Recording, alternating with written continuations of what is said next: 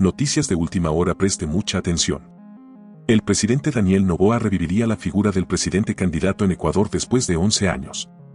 Desde que asumió el cargo, el mandatario estaría en campaña permanente, afirman expertos y subrayan que control del CNE será clave para evitar irregularidades. Luego de 11 años, Ecuador volvería a tener en una papeleta electoral a un mandatario en funciones que buscará la reelección. El presidente Daniel Noboa ha dejado en claro su intención de participar en las elecciones del 9 de febrero de 2025, lo que aviva las alertas sobre el control que debe hacerse para que no incurra en un uso indebido de toda la estructura del Estado que, por su posición, tendría a su favor. Según el artículo 93 del Código de la Democracia, Noboa deberá hacer uso de una licencia sin remuneración desde el inicio de la campaña electoral, aunque hace unos 12 días se elevó a la Procuraduría General del Estado una consulta respecto a si esa disposición aplica para aquel que está completando el mandato de su antecesor, en este caso, del expresidente Guillermo Lasso, por efectos de la muerte cruzada. El último presidente que se candidatizó gobernando fue Rafael Correa en el 2009 y 2013. El expresidente fue cuestionado en ambos procesos por aspectos como el uso indebido de medios oficiales para promocionarse. Expertos electorales hacen énfasis en que existe una delgada línea entre comunicar o hacer campaña, por lo que será necesario el control desde el Consejo Nacional Electoral, CNE, y que el equipo político de Noboa realice una campaña transparente. Presidente candidato desde que asumió el poder. El contexto en el que fue electo Noboa, luego de la muerte cruzada y para un periodo de transición, dice David Banda, consultor en comunicación política y de gobierno, lo colocó en un escenario de campaña permanente y de ser un presidente candidato desde que asumió el poder, el 23 de noviembre pasado. Desde que llegó, pensó en la reelección y todas sus acciones están pensadas en eso, más que en un gobierno estratégico, y se ha enfocado en un sector como la seguridad. Pero existe una desconexión con la realidad del ciudadano de a pie, dice. Una prueba de que el presidente ha pensado en reelegirse, dice Banda, se comprueba el día del informe a la nación cuando volvió a presentar una figura de cartón, pero ahora con la banda presidencial. Otro ejemplo es haber colocado el color morado en logos de ministerios y demás instituciones y que, ahora que ya su partido fue aprobado, la gente lo puede asociar fácilmente. El consultor comenta que ahora el mandatario está en meses cruciales para inclinar la cancha a su favor. Su movimiento político Acción Democrática Nacional quedó oficialmente inscrito el 23 de mayo y lleva el 7 como número de lista. Con que los próximos 6 meses serán decisivos para Noboa coincide la analista electoral Stephanie Macías, al igual que con la premisa de que al ser el presidente ya irá con la ventaja propia de ser quien conocerá el manejo del Estado más que cualquier otro candidato en ese momento. En estos 6 meses que le restan antes de la campaña, el presidente deberá marcar la cancha indicando el camino y sus proyectos y posicionar los mensajes del nuevo Ecuador al que se refiere y que la ciudadanía sienta el beneficio de tenerlo a él liderando el país, comenta. Existe una delgada línea entre comunicar o hacer campaña. En el escenario de tener un presidente candidato, Macías menciona que existe una delgada línea y difícil de revisar y de implementar y que complica iniciar un debate sobre si una comunicación oficial del presidente cumple la obligación de mantener comunicada a la ciudadanía o se va a interpretar como que se está haciendo campaña. Estas líneas son difíciles de identificar y mientras no se use presupuesto del Estado para campañas, un presidente debe comunicar lo que está haciendo en pleno uso de sus facultades como mandatario, dice la analista, aunque subraya que será clave dejar de lado lo que no tenga que ver con informar a la ciudadanía. Para Macías es necesario que Noboa y su equipo personal, al que denomina Mesa Chica, realicen un ejercicio de disciplina para ponerse de acuerdo con el gobierno en funciones y hacer una campaña transparente, acordando puntos como ministerios sin eventos masivos, comunicaciones revisadas por la Secretaría de Comunicación, entre otros que eviten dar a pensar que se está usando la estructura del Estado para favorecerlo en las urnas.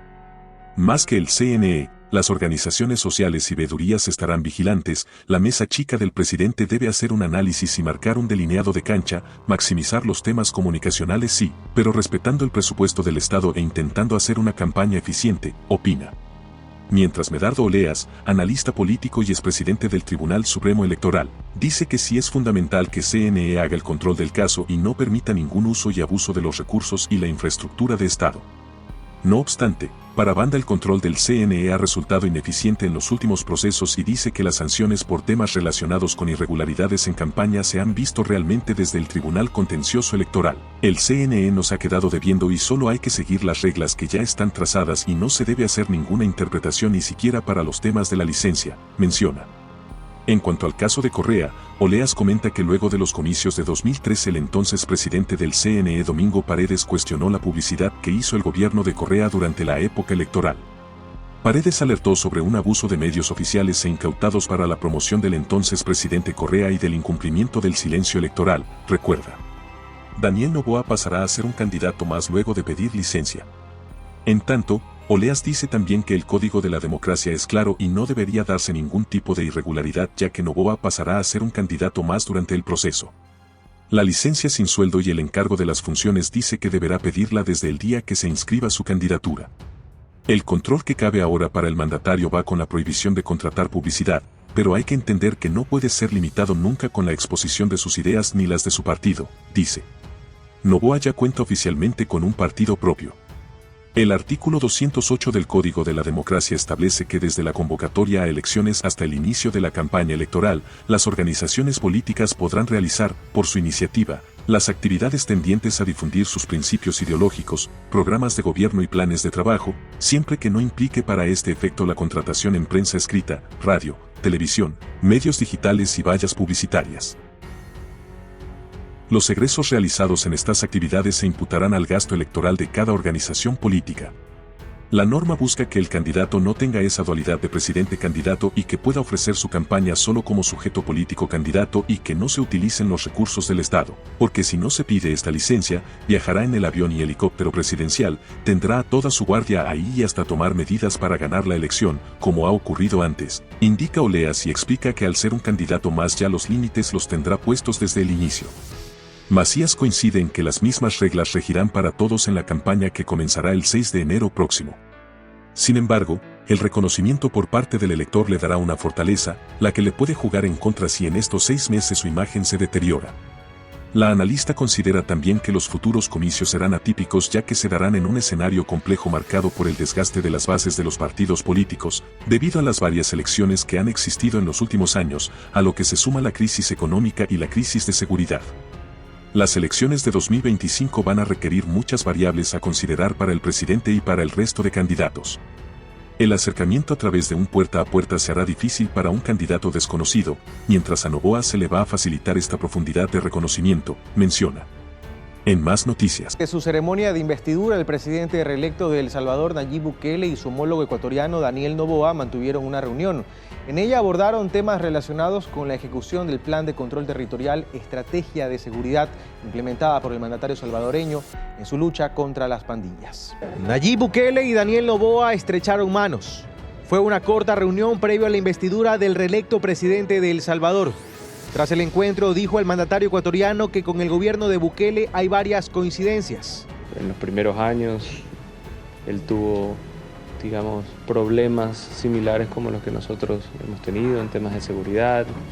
Después, conversaciones y negociaciones fuertes con el legislativo, reformas que se tuvieron que hacer. Antes, Noboa se reunió con el presidente de Costa Rica, Rodrigo Chávez, también invitado a la ceremonia de posesión de Nayib Bukele. Ambos mandatarios conversaron sobre la intención de mejorar el intercambio comercial entre ambos países. Se aprobó por unanimidad del Congreso el Tratado de Libre Comercio entre Costa Rica y Ecuador, que ya había sido aprobado en Ecuador también por unanimidad. Eso nos hace todavía más hermanos. Primero hay que llevar los instrumentos del acuerdo a la práctica. También hubo tiempo para reunirse con inversionistas. Primero, con un fondo de inversión que tiene interés en los proyectos de infraestructura, interés de invertir en el país porque ve que hay las condiciones para hacerlo. Segundo, tuvimos una reunión con un grupo empresarial bastante grande que ya mantiene este rato inversiones en el Ecuador y que tiene intenciones de ampliar aún más anualmente sus inversiones. Ven igual con buenos ojos lo que está sucediendo en el Ecuador y apoyan totalmente a la gestión del señor presidente. La visita del mandatario ecuatoriano a El Salvador termina este sábado.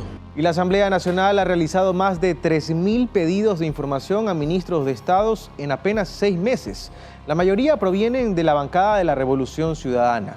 Desde el Observatorio Legislativo se cuestiona que muchas de estas solicitudes no tengan una ruta adecuada. La Constitución establece que dentro de las atribuciones de fiscalización de los asambleístas está el solicitar información a las instituciones públicas para verificar y transparentar que cada estamento y cada cartera de Estado cumpla con las normativas vigentes. No obstante, para Mauricio Alarcón del Observatorio Legislativo, el solicitar comparecencias cada cierto tiempo que responden a curiosidades de algunos asambleístas termina entorpeciendo la gestión pública. Hay que poner cada cosa en su lugar y darnos cuenta que destinar excesivo tiempo a esto puede terminar afectando la gestión pública efectiva en beneficio de la ciudadanía. Y aquí las cifras, pues de los 3.000 pedidos de información realizados, en estos 6 meses de gestión existen 4 instituciones que acumulan más de 300 peticiones y muchos con relación directa con los solicitantes.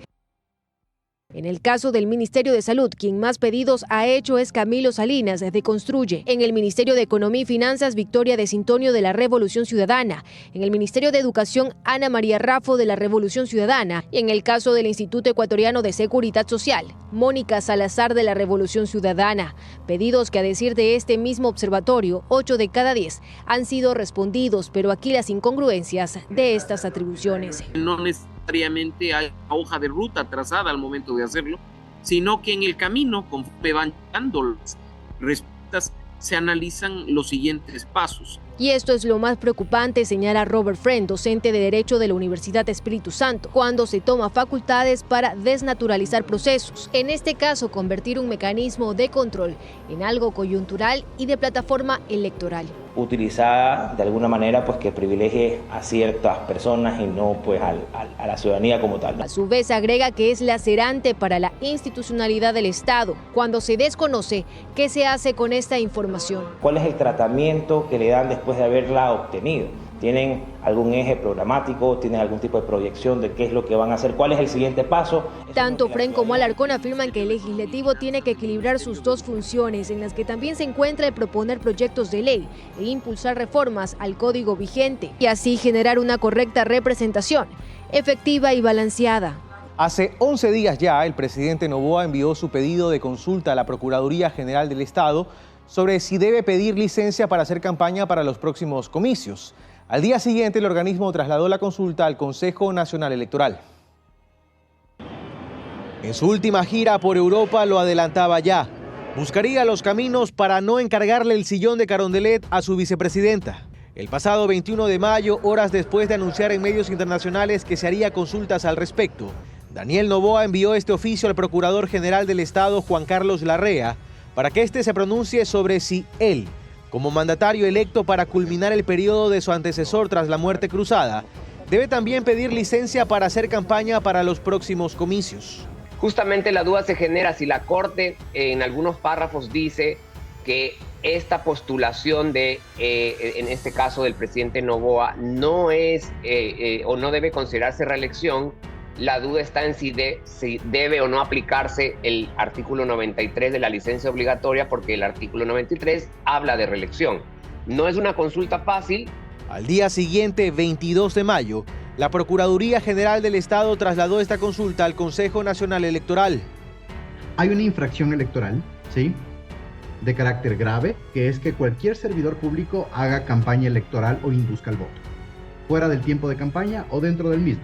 La Procuraduría, en este sentido, si es que hace un pronunciamiento, tendría que destipificar o suspender la aplicación de este artículo para que Daniel Noboa no sea un infractor. No se puede modificar la ley electoral antes de un año del proceso electoral.